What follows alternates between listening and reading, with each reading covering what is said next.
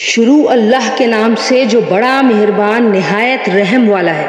الف لام میم۔ یہ کتاب ایسی ہے کہ اس میں کوئی شک نہیں، یہ ہدایت ہے ان ڈر رکھنے والوں کے لیے جو بے دیکھی چیزوں پر ایمان لاتے ہیں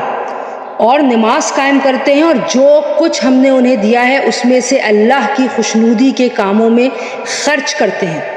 اور جو اس وحی پر بھی ایمان لاتے ہیں جو آپ صلی اللہ علیہ وآلہ وسلم پر اتاری گئی، اور اس پر بھی جو آپ سے پہلے اتاری گئی، اور آخرت پر مکمل یقین رکھتے ہیں۔ یہ ہیں وہ لوگ جو اپنے پروردگار کی طرف سے صحیح راستے پر ہیں، اور یہی ہیں وہ لوگ جو فلاح پانے والے ہیں۔ بے شک وہ لوگ جنہوں نے کفر کو اپنا لیا ہے، ان کے حق میں دونوں باتیں برابر ہیں، چاہے آپ ان کو ڈرائیں چاہے نہ ڈرائیں، وہ ایمان نہیں لائیں گے۔ اللہ نے ان کے دلوں پر اور ان کے کانوں پر مہر لگا دی ہے، اور ان کی آنکھوں پر پردہ پڑا ہوا ہے، اور ان کے لیے زبردست عذاب ہے۔ جو کچھ وہ لوگ کہتے ہیں ہم اللہ پر اور یوم آخرت پر ایمان لے آئے، حالانکہ وہ حقیقت میں مومن نہیں،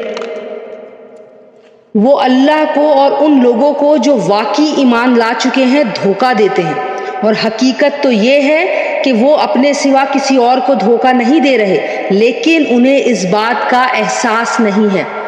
ان کے دلوں میں روگ ہے، چنانچہ اللہ نے ان کے روگ میں اور اضافہ کر دیا ہے، اور ان کے لیے دردناک سزا تیار ہے، کیونکہ وہ جھوٹ بولا کرتے تھے۔ اور جب ان سے کہا جاتا ہے کہ تم زمین میں فساد نہ مچاؤ، تو کہتے ہیں کہ ہم تو اصلاح کرنے والے ہیں۔ یاد رکھو یہ لوگ فساد پھیلانے والے ہیں، لیکن انہیں اس بات کا احساس نہیں ہے۔ اور جب ان سے کہا جاتا ہے کہ تم بھی اسی طرح ایمان لے آؤ جیسے دوسرے لوگ ایمان لائے ہیں، تو کہتے ہیں کہ کیا ہم بھی اسی طرح ایمان لے آئیں جیسے بے وقوف لوگ ایمان لائے ہیں۔ خوب اچھی طرح سن لو، یہی لوگ بے وقوف ہیں، لیکن وہ یہ بات نہیں جانتے۔ اور جب یہ ان لوگوں سے ملتے ہیں جو ایمان لا چکے ہیں تو کہتے ہیں کہ ہم ایمان لے آئے، اور جب یہ اپنے شیطانوں کے پاس تنہائی میں جاتے ہیں تو کہتے ہیں کہ ہم تمہارے ساتھ ہیں، ہم تو مذاق کر رہے تھے۔ اللہ ان سے مذاق کا معاملہ کرتا ہے اور انہیں ایسی ڈھیل دیتا ہے کہ وہ اپنی سرکشی میں بھٹکے ہوئے۔ یہ وہ لوگ ہیں جنہوں نے ہدایت کے بدلے گمراہی خرید لی ہے، لہٰذا نہ ان کی تجارت میں نفع ہوگا اور نہ ہی انہیں صحیح راستہ نصیب ہوا۔ ان کی مثال اس شخص کی سی ہے جس نے ایک آگ روشن کی، پھر جب اس آگ نے اس کے ماحول کو روشن کر دیا تو اللہ نے ان کا نور سلب کر لیا اور انہیں اندھیروں میں چھوڑ دیا کہ انہیں کچھ سجھائی نہیں دیتا۔ وہ بہرے ہیں، گونگے ہیں، اندھے ہیں، چنانچہ اب وہ واپس نہیں آئیں گے۔ یا پھر ان منافقوں کی مثال ایسی ہے جیسے آسمان سے برستی ایک بارش جس میں اندھیریاں بھی ہوں اور گرج بھی اور چمک بھی۔ وہ کڑکوں کی آواز پر موت کے خوف سے اپنی انگلیاں اپنے کانوں میں دے لیتے ہیں، اور اللہ نے کافروں کو گھیرے میں لے رکھا ہے۔ ایسا لگتا ہے کہ بجلی ان کی آنکھوں کو اچک کر لے جائے گی۔ جب بھی بجلی ان کے لیے روشنی کر دیتی ہے وہ اس روشنی میں چل پڑتے ہیں، اور جب وہ ان پر اندھیرا کر دیتی ہے تو کھڑے کے کھڑے رہ جاتے ہیں۔ اور اگر اللہ چاہتا تو ان کے سننے اور دیکھنے کی طاقتیں چھین لیتا۔ بے شک اللہ ہر چیز پر قدرت رکھتا ہے۔ اے لوگو، اپنے اس پروردگار کی عبادت کرو جس نے تمہیں اور ان لوگوں کو پیدا کیا جو تم سے پہلے گزرے ہیں، تاکہ تم متقی بن جاؤ۔ وہ پروردگار جس نے تمہارے لیے زمین کو بچھونا بنایا اور آسمان کو چھت اور آسمان سے پانی برسایا، پھر اس کے ذریعے تمہارے رزق کے طور پر پھل نکالے، لہٰذا اللہ کے ساتھ شریک نہ ٹھہراؤ جبکہ تم یہ سب باتیں جانتے ہو۔ اور اگر تم اس قرآن کے بارے میں ذرا بھی شک میں ہو جو ہم نے اپنے بندے محمد صلی اللہ علیہ وآلہ وسلم پر اتارا ہے، تو اس جیسی کوئی ایک صورت ہی بنا لاؤ اگر تم سچے ہو۔ اللہ کے سوا اپنے تمام مددگاروں کو بھی بلا لو، پھر بھی اگر تم یہ کام نہ کر سکو اور یقیناً کبھی نہیں کر سکو گے تو ڈرو اس آگ سے جس کا ایندھن انسان اور پتھر ہوں گے۔ وہ کافروں کے لیے ہی تیار کی گئی ہے، اور جو لوگ ایمان لائے ہیں اور انہوں نے نیک عمل کیے ہیں ان کو خوشخبری سنا دو کہ ان کے لیے ایسے باغات تیار کیے ہیں جن کے نیچے نہریں بہتی ہوں گی۔ جب کبھی ان کو ان باغات میں سے کوئی پھل رزق کے طور پر دیا جائے گا تو وہ کہیں گے یہ تو وہی ہے جو ہمیں پہلے بھی دیا گیا تھا، اور انہیں وہ رزق ایسا ہی دیا جائے گا جو دیکھنے میں ملتا جلتا ہوگا، اور ان کے لیے وہاں پاکیزہ بیویاں ہوں گی، اور وہ ان باغات میں ہمیشہ ہمیشہ رہیں گے۔ بے شک اللہ اس بات سے نہیں شرماتا کہ وہ کسی بات کو واضح کرنے کے لیے کوئی بھی مثال دے دے، چاہے وہ مچھر جیسی معمولی چیز کی ہو یا کسی ایسی چیز کی جو مچھر سے بھی زیادہ معمولی ہو۔ اب جو لوگ مومن ہیں وہ خوب جانتے ہیں کہ یہ مثال ایک حق بات ہے جو ان کے پروردگار کی طرف سے آئی ہے، البتہ جو لوگ کافر ہیں وہ یہی کہتے ہیں کہ بھلا اس حقیر مثال سے اللہ کا کیا مطلب ہے۔ اس طرح اللہ اس مثال سے بہت سے لوگوں سے گمراہی میں مبتلا کرتا ہے اور بہت سو کو ہدایت دے دیتا ہے، مگر وہ گمراہ انہی لوگوں کو کرتا ہے جو نافرمان ہیں، اور وہ جو اللہ سے کیے ہوئے عہد کو پختہ کرنے کے بعد بھی توڑ دیتے ہیں، اور جن رشتوں کو اللہ نے جوڑنے کا حکم دیا ہے انہیں کاٹ ڈالتے ہیں، اور وہ زمین میں فساد مچاتے ہیں۔ ایسے ہی لوگ بڑا نقصان اٹھانے والے ہیں۔ تم اللہ کے ساتھ کفر کا طرز عمل آخر کیسے اختیار کر لیتے ہو، حالانکہ تم بے جان تھے، اسی نے تمہیں زندگی بخشی، پھر وہی تمہیں موت دے گا، پھر وہی تم کو دوبارہ زندہ کرے گا، اور پھر تم اسی کے پاس لوٹ کر جاؤ گے۔ وہی ہے جس نے زمین میں جو کچھ ہے تمہارے لیے پیدا کیا۔ پھر وہ آسمان کی طرف متوجہ ہوا، چنانچہ ان کو 7 آسمانوں کی شکل میں ٹھیک ٹھیک بنا دیا، اور وہ ہر چیز کا پورا علم رکھنے والا ہے۔ اور اس وقت کا تذکرہ سنو جب تمہارے پروردگار نے فرشتوں سے کہا کہ میں زمین میں ایک خلیفہ بنانے والا ہوں۔ وہ کہنے لگے کیا آپ زمین میں ایسی مخلوق پیدا کریں گے جو اس میں فساد مچائے اور خون خرابہ کرے، حالانکہ ہم آپ کی تسبیح اور حمد و تقدیس میں لگے ہوئے ہیں۔ اللہ پاک نے کہا میں وہ باتیں جانتا ہوں جو تم نہیں جانتے، اور آدم کو اللہ نے سارے کے سارے نام سکھا دیے۔ پھر ان کو فرشتوں کے سامنے پیش کیا اور ان سے کہا اگر تم سچے ہو تو مجھے ان چیزوں کے نام تو بتلاؤ۔ وہ بول اٹھے آپ ہی کی ذات پاک ہے، جو کچھ علم آپ نے ہمیں دیا ہے اس کے سوا ہم تو کچھ بھی نہیں جانتے۔ حقیقت میں علم و حکمت کے مالک تو صرف آپ ہی ہیں۔ اللہ پاک نے کہا آدم تم ان کو ان چیزوں کے نام بتا دو۔ چنانچہ جب اس نے ان کے نام ان کو بتا دیے تو اللہ نے فرشتوں سے کہا کیا میں نے تم سے نہیں کہا تھا کہ میں آسمانوں اور زمین کے بھید جانتا ہوں، اور جو کچھ تم ظاہر کرتے ہو اور جو کچھ چھپاتے ہو مجھے اس کا علم ہے۔ اور اس وقت کا تذکرہ بھی سنو جب ہم نے فرشتوں سے کہا کہ آدم کو سجدہ کرو، چنانچہ سب نے سجدہ کیا سوائے ابلیس کے۔ اس نے انکار کر دیا اور متکبرانہ رویہ اختیار کیا اور کافروں میں شامل ہو گیا۔ اور ہم نے کہا آدم تم اور تمہاری بیوی جنت میں رہو اور اس میں سے جہاں سے چاہو جی بھر کے کھاؤ، مگر اس درخت کے پاس بھی نہ جانا ورنہ تم ظالموں میں شمار ہوگے۔ پھر ہوا یہ کہ شیطان نے ان دونوں کو وہاں سے ڈگمگا دیا اور جس عیش میں وہ تھے اس سے انہیں نکال کر ہی دم لیا۔ اور ہم نے آدم، ان کی بیوی اور ابلیس سے کہا اب تم سب یہاں سے اتر جاؤ، تم ایک دوسرے کے دشمن رہو گے اور تمہارے لیے ایک مدت تک زمین میں ٹھہرنا اور کسی قدر فائدہ اٹھانا طے کر دیا گیا ہے۔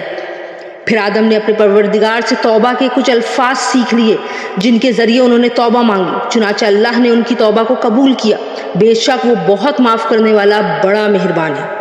ہم نے کہا اب تم سب یہاں سے اتر جاؤ، پھر اگر میری طرف سے کوئی ہدایت تمہیں پہنچے تو جو لوگ میری ہدایت کی پیروی کریں گے ان کو نہ کوئی خوف ہوگا نہ کوئی غم، اور جو لوگ کفر کا ارتکاب کریں گے اور ہماری آیتوں کو جھٹلائیں گے وہ دوزخ والے لوگ ہیں جہاں وہ ہمیشہ ہمیشہ رہیں گے۔ اے بنی اسرائیل میری وہ نعمت یاد کرو جو میں نے تم کو عطا کی تھی، اور تم مجھ سے کیا ہوا عہد پورا کرو تاکہ میں بھی تم سے کیا ہوا عہد پورا کروں،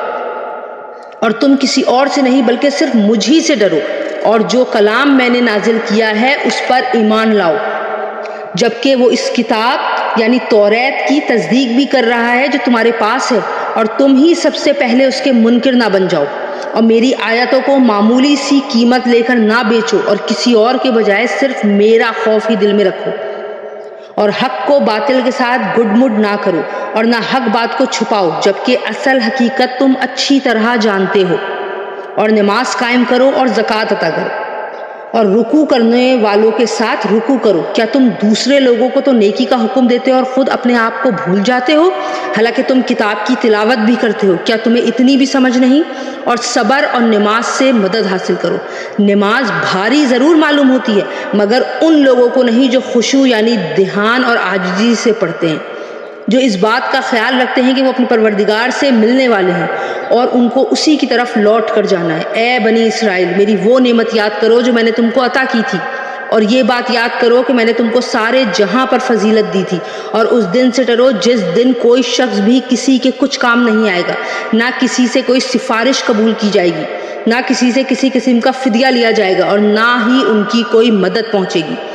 اور وہ وقت بھی یاد کرو جب ہم نے تم کو فرعون کے لوگوں سے نجات دی، جو تمہیں بڑے عذاب دیتے تھے، تمہارے بیٹوں کو ذبح کر ڈالتے اور تمہاری عورتوں کو زندہ رکھتے تھے، اور اس ساری صورتحال میں تمہارے پروردگار کی طرف سے تمہارا بڑا امتحان تھا۔ اور یاد کرو جب ہم نے تمہاری خاطر سمندر کو پھاڑ ڈالا تھا، چنانچہ تم سب کو بچا لیا تھا اور فرعون کے لوگوں کو سمندر میں غرق کر ڈالا تھا، اور تم یہ سارا نظارہ دیکھ رہے تھے۔ اور وہ وقت بھی یاد کرو جب ہم نے موسیٰ سے 40 راتوں کا وعدہ ٹھہرایا تھا، پھر تم نے ان کے پیچھے اپنی جانوں پر ظلم کر کے بچڑے کو معبود بنا لیا، پھر اس سب کے بعد بھی ہم نے تم کو معاف کر دیا تاکہ تم شکر ادا کرو۔ اور یاد کرو جب ہم نے موسیٰ کو کتاب دی اور حق و باطل میں تمیز کا معیار بخشا تاکہ تم راہ راست پر آ جاؤ، اور جب موسیٰ نے اپنی قوم سے کہا تھا کہ اے میری قوم، حقیقت میں تم نے بچڑے کو معبود بنا کر خود ہی اپنی جانوں پر ظلم کیا ہے، لہٰذا اب اپنے خالق سے توبہ کرو اور اپنے آپ کو قتل کرو، تمہارے خالق کے نزدیک یہی تمہارے حق میں بہتر ہے۔ اس طرح اللہ نے تمہاری توبہ قبول فرما لی، بے شک وہی ہے جو اتنا معاف کرنے والا، اتنا رحم کرنے والا ہے۔ اور جب تم نے کہا تھا کہ اے موسیٰ، ہم اس وقت تک ہرگز تمہارا یقین نہیں کریں گے جب تک اللہ کو ہم خود اپنی کھلی آنکھوں سے نہ دیکھ لیں، نتیجہ یہ ہوا کہ کڑکے نے تمہیں اس طرح آ پکڑا کہ تم دیکھتے رہ گئے، پھر ہم نے تمہیں تمہارے مرنے کے بعد دوسری زندگی دی تاکہ تم شکر گزار بنو، اور ہم نے ہی تم کو بادل کا سایہ عطا کیا اور تم پر من و سلوہ نازل کیا، اور کہا کہ جو پاکیزہ رزق ہم نے تمہیں بخشا ہے شوق سے کھاؤ، اور یہ کہ نافرمانیاں کر کے انہوں نے ہمارا کچھ نہیں بگاڑا بلکہ وہ خود ہی اپنی جانوں پر ظلم کرتے رہے۔ اور وہ وقت بھی یاد کرو جب ہم نے کہا تھا کہ اس بستی میں داخل ہو جاؤ اور اس میں جہاں سے جی چاہو جی بھر کر کھاؤ، اور بستی کے دروازے میں جھکے ہوئے سروں کے ساتھ داخل ہونا، اور یہ کہتے جانا کہ یا اللہ، ہم آپ کی بخشش کے طلبگار ہیں، اس طرح ہم تمہاری خطائیں معاف کر دیں گے اور نیکی کرنے والوں کو اور بھی زیادہ ثواب دیں گے۔ مگر ہوا یہ کہ جو بات ان سے کہی گئی تھی، ظالموں نے اسے بدل کر ایک اور بات بنا ڈالی، نتیجہ اس کا یہ ہوا کہ جو نافرمانیاں وہ کرتے آ رہے تھے، ہم نے ان کی سزا میں ان ظالموں پر آسمان سے عذاب نازل کیا۔ اور وہ وقت بھی یاد کرو جب موسیٰ نے اپنی قوم کے لیے پانی مانگا تو ہم نے کہا اپنی لاٹھی پتھر پر مارو، چنانچہ اس پتھر سے 12 چشمے پھوٹ پڑے۔ ہر ایک قبیلے نے اپنے پانی لینے کی جگہ کو معلوم کر لیا۔ ہم نے کہا اللہ کا دیا ہوا رزق کھاؤ پیو اور زمین میں فساد مت مچاتے پھرنا۔ اور وہ وقت بھی یاد کرو جب تم نے کہا تھا کہ اے موسیٰ، ہم ایک ہی کھانے پر صبر نہیں کر سکتے، لہٰذا ہماری خاطر اپنے پروردگار سے مانگیے کہ وہ ہمارے لیے کچھ وہ چیزیں پیدا کرے جو زمین اگایا کرتی ہے، یعنی زمین کی ترکاریاں، اس کی ککڑیاں، اس کا گندم، اس کی دالیں اور اس کی پیاز۔ موسیٰ نے کہا جو غذا بہتر تھی، کیا تم اس کو ایسی چیزوں سے بدلنا چاہتے ہو جو گھٹیا درجے کی ہیں؟ خیر، ایک شہر میں جا اترو تو وہاں تمہیں وہ چیزیں مل جائیں گی جو تم نے مانگی ہیں۔ اور ان یہودیوں پر ذلت اور بے کسی کا ٹھپا لگا دیا گیا اور وہ اللہ کا غضب لے کر لوٹے۔ یہ سب اس لیے ہوا کہ وہ اللہ کی آیتوں کا انکار کرتے تھے اور پیغمبروں کو ناحق قتل کر دیا کرتے تھے۔ یہ سب اس لیے ہوا کہ انہوں نے نافرمانی کی اور وہ بے حد زیادتیاں کرتے تھے۔ حق تو یہ ہے کہ جو لوگ بھی، خواہ وہ مسلمان ہوں یا یہودی یا نصرانی یا صابی، اللہ اور آخرت کے دن پر ایمان لے آئیں گے اور نیک عمل کریں گے، وہ اپنے پروردگار کے پاس اپنے اجر کے مستحق ہوں گے، اور ان کو نہ کوئی خوف ہوگا نہ وہ کسی غم میں مبتلا ہوں گے۔ اور وہ وقت یاد کرو جب ہم نے تم سے توریت پر عمل کرنے کا عہد لیا تھا اور وہ کوہ طور کو تمہارے اوپر اٹھا کر کھڑا کر دیا گیا تھا کہ جو کتاب ہم نے تمہیں دی ہے اس کو مضبوطی سے تھامو اور اس میں جو کچھ لکھا ہے اس کو یاد رکھو تاکہ تمہیں تقوی حاصل ہو۔ اس سب کے باوجود تم دوبارہ راہ راست سے پھر گئے۔ چنانچہ اگر اللہ کا فضل اور رحمت تم پر نہ ہوتی تو تم ضرور سخت نقصان اٹھانے والوں میں شامل ہو جاتے، اور تم اپنے لوگوں کو اچھی طرح جانتے ہو جو سنیچر کے معاملے میں حد سے گزر گئے تھے۔ چنانچہ ہم نے ان سے کہا تھا کہ تم دھتکارے ہوئے بندر بن جاؤ، پھر ہم نے اس واقعے کو اس زمانے کے اور اس کے بعد کے لوگوں کے لیے عبرت اور ڈرنے والوں کے لیے نصیحت کا سامان بنا دیا۔ اور وہ وقت یاد کرو جب موسیٰ نے اپنی قوم سے کہا تھا کہ اللہ تمہیں حکم دیتا ہے کہ تم ایک گائے کو ذبح کرو۔ وہ کہنے لگے کہ کیا آپ ہمارا مذاق بناتے ہیں؟ موسیٰ نے کہا میں اس بات سے اللہ کی پناہ مانگتا ہوں کہ میں ایسے نادانوں میں شامل ہوں جو مذاق میں بھی جھوٹ بولیں۔ انہوں نے کہا کہ آپ ہماری خاطر اپنے رب سے درخواست کر دیجئے کہ ہمیں صاف صاف بتائے کہ وہ گائے کیسی ہو۔ اس نے کہا اللہ فرماتا ہے کہ وہ ایسی گائے ہو کہ نہ بہت بوڑھی ہو اور نہ بچی، بلکہ ان دونوں کے بیچ میں ہو۔ بس اب جو حکم تمہیں دیا گیا ہے اس پر عمل کر لو۔ کہنے لگے آپ ہماری خاطر اپنے رب سے درخواست کیجئے کہ ہمیں صاف صاف بتائے کہ اس کا رنگ کیسا ہو۔ موسیٰ نے کہا اللہ فرماتا ہے کہ وہ ایسے تیز زرد رنگ کی گائے ہو جو دیکھنے والوں کا دل خوش کر دے۔ انہوں نے کہا پھر آپ ہماری خاطر اپنے رب سے ایک بار پھر درخواست کیجئے کہ ہمیں صاف صاف بتائے کہ وہ گائے کیسی ہو۔ اس گائے نے تو ہمیں شبے میں ڈال دیا ہے اور اللہ نے چاہا تو ہم ضرور اس کا پتہ لگا لیں گے۔ موسیٰ نے کہا اللہ فرماتا ہے کہ وہ ایسی گائے ہو جو کام میں جت کر زمین میں ہل نہ چلاتی ہو اور نہ کھیتی کو پانی دیتی ہو، پوری طرح صحیح سالم ہو جس میں کوئی داغ نہ ہو۔ انہوں نے کہا ہاں اب ٹھیک پتہ کر کے آئے ہیں۔ اس کے بعد انہوں نے اسے ذبح کیا جبکہ لگتا نہیں تھا کہ وہ کر پائیں گے۔ اور یاد کرو جب تم نے ایک شخص کو قتل کر دیا تھا اور اس کے بعد اس کا الزام ایک دوسرے پر ڈال رہے تھے اور اللہ کو وہ راہ نکال باہر کرنا تھا جو تم چھپائے ہوئے تھے۔ چنانچہ ہم نے کہا کہ اس مقتول کو اس گائے کے ایک حصے سے مارو، اسی طرح اللہ مردوں کو زندہ کرتا ہے اور تمہیں اپنی قدرت کی نشانیاں دکھاتا ہے تاکہ تم سمجھ سکو۔ اس سب کے بعد تمہارے دل پر سخت ہو گئے، یہاں تک کہ وہ ایسے ہو گئے جیسے پتھر، بلکہ سختی میں کچھ ان سے بھی زیادہ، کیونکہ پتھروں میں سے کچھ ایسے بھی ہوتے ہیں جن سے نہریں پھوٹ بہتی ہیں اور انہی میں سے کچھ وہ ہوتے ہیں جو خود پھٹ پڑتے ہیں اور ان سے پانی نکل آتا ہے، اور انہی میں وہ پتھر بھی ہیں جو اللہ کے خوف سے لڑک جاتے ہیں۔ اور اس کے برخلاف جو کچھ تم کر رہے ہو اللہ اس سب سے بے خبر نہیں ہے۔ مسلمانوں کیا اب بھی تمہیں یہ لالچ ہے کہ یہ لوگ تمہارے کہنے سے ایمان لے آئیں گے؟ حالانکہ ان میں سے ایک گروہ کے لوگ اللہ کا کلام سنتے تھے، پھر اس کو اچھی طرح سمجھنے کے بعد بھی جانتے بوجھتے اس میں تحریف کر ڈالتے تھے۔ اور جب یہ لوگ ان مسلمانوں سے ملتے ہیں جو پہلے ایمان لا چکے ہیں تو زبان سے کہہ دیتے ہیں کہ ہم بھی ایمان لے آئے ہیں، اور جب یہ ایک دوسرے کے ساتھ تنہائی میں جاتے ہیں تو آپس میں ایک دوسرے سے کہتے ہیں کہ کیا تم ان مسلمانوں کو وہ باتیں بتاتے ہو جو اللہ تعالیٰ نے تم پر کھولی ہیں تاکہ یہ مسلمان تمہارے پروردگار کے پاس جا کر انہیں تمہارے خلاف دلیل کے طور پہ پیش کریں؟ کیا تمہیں اتنی بھی عقل نہیں؟ کیا یہ لوگ جو ایسی باتیں کرتے ہیں یہ نہیں جانتے کہ اللہ کو ان ساری باتوں کا خوب علم ہے جو وہ چھپاتے ہیں اور جو وہ ظاہر کرتے ہیں؟ اور ان میں سے کچھ لوگ ان پڑھ ہیں جو کتاب توریت کا علم تو رکھتے نہیں، البتہ کچھ آرزو پکائے بیٹھے ہیں اور ان کا کام بس یہ ہے کہ وہم و گمان باندھتے رہتے ہیں۔ لہٰذا تباہی ہے ان لوگوں کی جو اپنے ہاتھوں سے کتاب لکھتے ہیں پھر لوگوں سے کہتے ہیں کہ یہ اللہ کی طرف سے ہے تاکہ اس کے ذریعے تھوڑی سی آمدنی کما لیں۔ بس تباہی ہے ان لوگوں پر جو اس تحریر کی وجہ سے بھی جو ان کے ہاتھوں نے لکھی، اور تباہی ہے ان پر اس آمدنی کی وجہ سے بھی جو وہ کماتے ہیں۔ اور یہودیوں نے کہا ہے کہ ہمیں گنتی کے چند دنوں کے علاوہ آگ ہرگز نہیں چھوئے گی۔ آپ ان سے کہیے کیا تم نے اللہ کی طرف سے کوئی عہد لے رکھا ہے جس کی بنا پر وہ اپنے عہد کی خلاف ورزی نہیں کر سکتا، یا تم اللہ کے ذمہ وہ بات لگا رہے ہو جس کا تمہیں کچھ پتہ نہیں؟ آگ تمہیں کیوں نہیں چھوئے گی؟ جو لوگ بھی بدی کماتے ہیں اور ان کی بدی انہیں گھیر لیتی ہے تو ایسے لوگ ہی دوزخ کے باسی ہیں، وہ ہمیشہ ہمیشہ اسی میں رہیں گے۔ اور جو لوگ ایمان لاتے ہیں اور نیک عمل کرتے ہیں تو وہ جنت کے باسی ہیں، وہ ہمیشہ ہمیشہ اسی جنت میں رہیں گے۔ اور وہ وقت یاد کرو جب ہم نے بنی اسرائیل سے پکا عہد لیا تھا کہ تم اللہ کے سوا کسی کی عبادت نہیں کرو گے، اور والدین سے اچھا سلوک کرو گے، اور رشتہ داروں سے بھی، اور یتیموں اور مسکینوں سے بھی، اور لوگوں سے بھلی بات کہنا، اور نماز قائم کرنا، اور زکوٰۃ دینا۔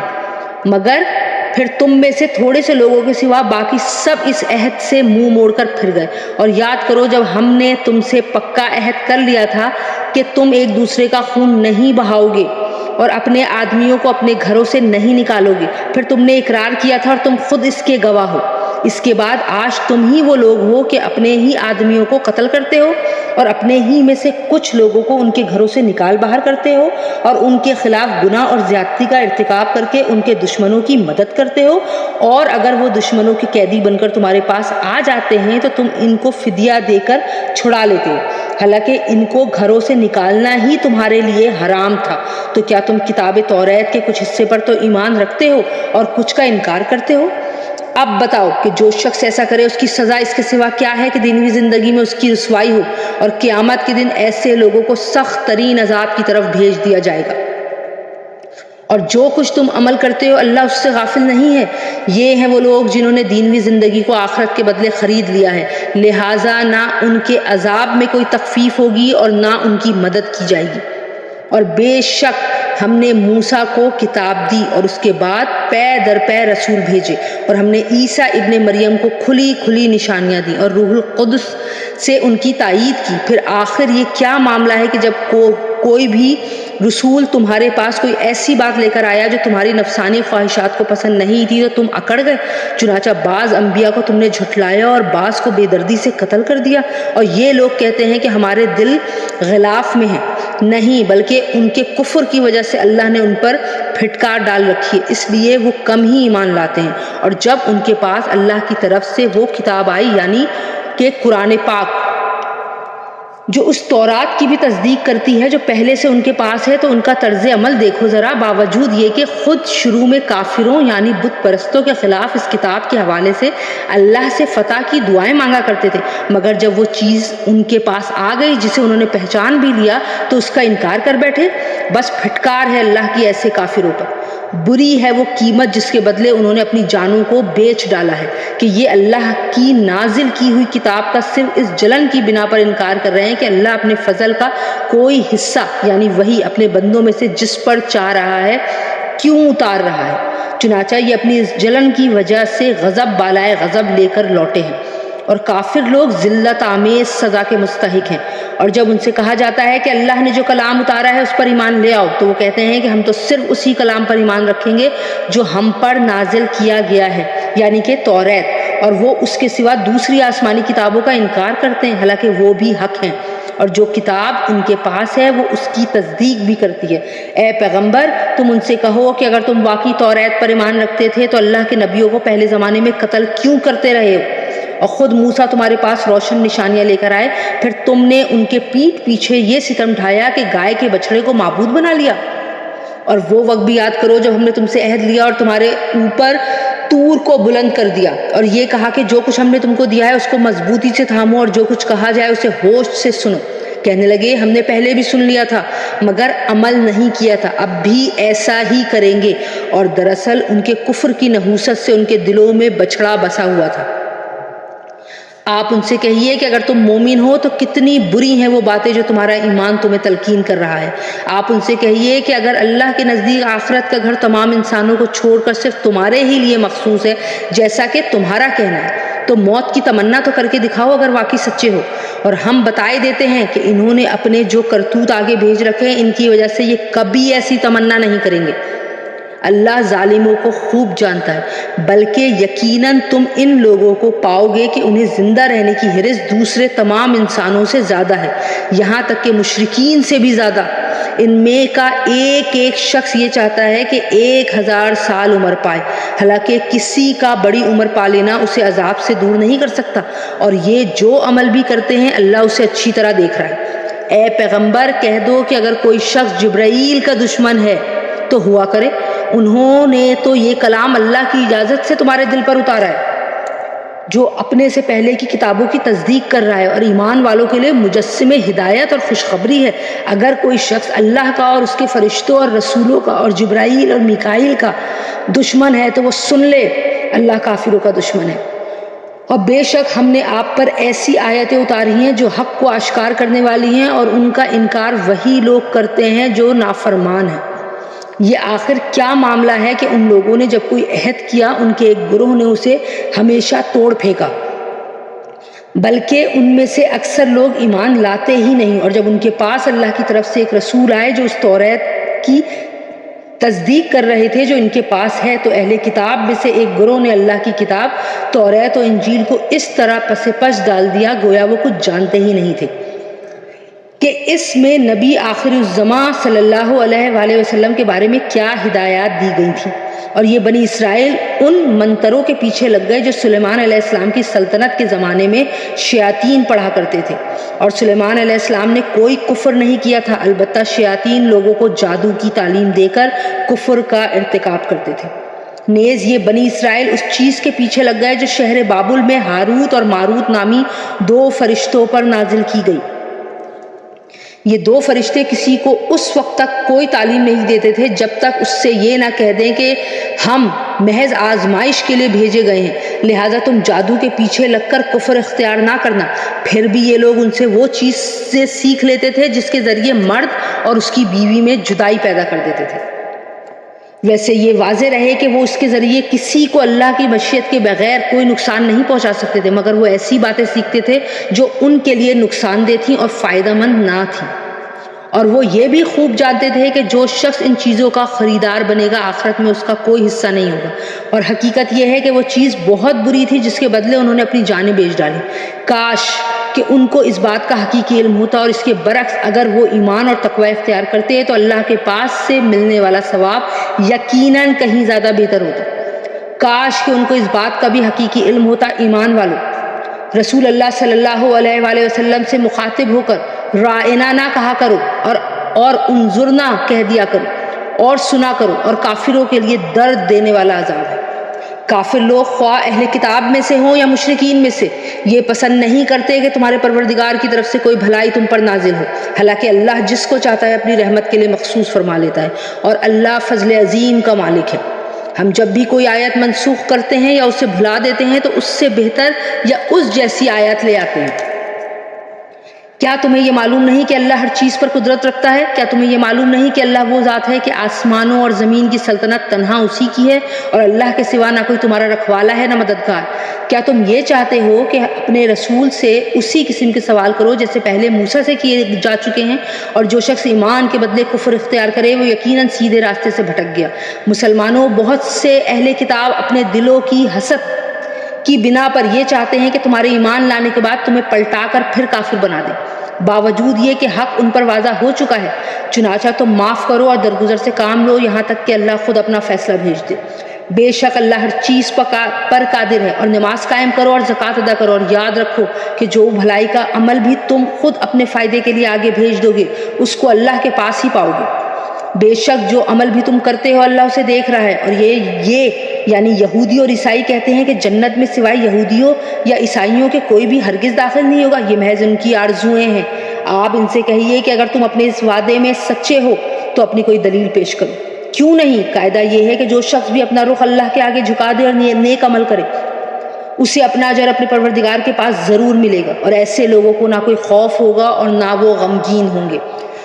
اور یہ یہودی کہتے ہیں کہ عیسائیوں کے مذہب کی کوئی بنیاد نہیں، اور عیسائی کہتے ہیں کہ یہودیوں کے مذہب کی کوئی بنیاد نہیں، حالانکہ یہ سب آسمانی کتاب پڑھتے ہیں۔ اسی طرح وہ مشرکین جن کے پاس کوئی آسمانی علم ہی سرے سے نہیں ہے، انہوں نے بھی ان اہل کتاب کی جیسے باتیں کہنے شروع کر دی ہیں۔ چنانچہ اللہ ہی قیامت کے دن ان کے درمیان ان باتوں کا فیصلہ کرے گا جن میں یہ اختلاف کرتے ہیں۔